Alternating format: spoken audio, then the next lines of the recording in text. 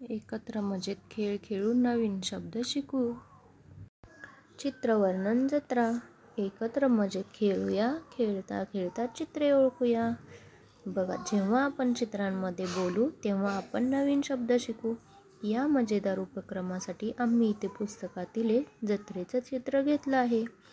तुम्ही पण मोबाईलवरून असे वेगवेगळे चित्र घेऊन नवीन शब्द मुलांसाठी तयार करू शकता किंवा नवीन शब्दाची ओळख मुलांसाठी करू शकता। आज मी आणि अन्वित जत्रेच्या चित्रांबद्दल जाणून घेणार आहोत।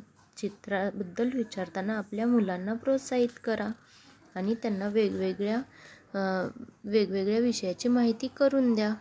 हे सांग बरं। चित्रांमध्ये घोड्याचा पाळणा आहे। परत एक दीदी काय म्हणती आहे, बलून पाहिजे, मला बलून पाहिजे। आणि इथं काय बघत आहेत रे मुलं? खेळणी बघत आहेत। अन्वितला कोणतं खिलोना घ्यायचं आहे यात्रेमधून? मला बोबू घ्यायचा आहे। बोबू घ्यायचा आहे, वा। आणि हा दादा काय शोधत आहे?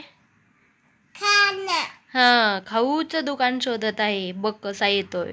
आणि ह्या बायका बांगड्या बघत आहेत, बांगड्या। आकाशात उंच पॅराशूट दिसत आहे।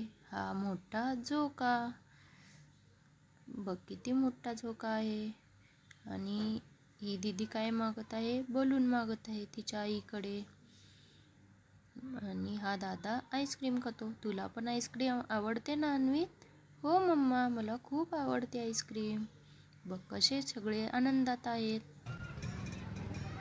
अन्वित पण पाळण्यामध्ये बसलेला आहे आणि वेदांत पण जम्पिंग जपा खेळत आहेत। बघा, मुलांच्या चेहऱ्यावरती किती आनंद आहे, किती उत्साहाने सगळेजण यात्रा एन्जॉय करत आहेत।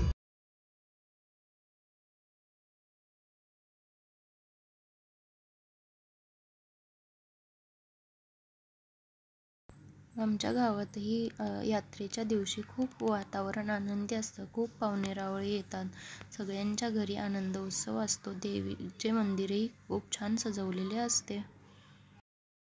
गावातील जत्रेमधून आपण वेगवेगळे शब्दांची मुलांना ओळख करून देऊ शकतो, जसं की जत्रा, यात्रा, झोका, पाळणा, वेगवेगळ्या खेळण्यांची ओळख, मस्ती आणि मजा। वेगळंच वातावरण असतं, गावाचे वातावरण वेगळेच बनून जाते, सगळे आनंदी।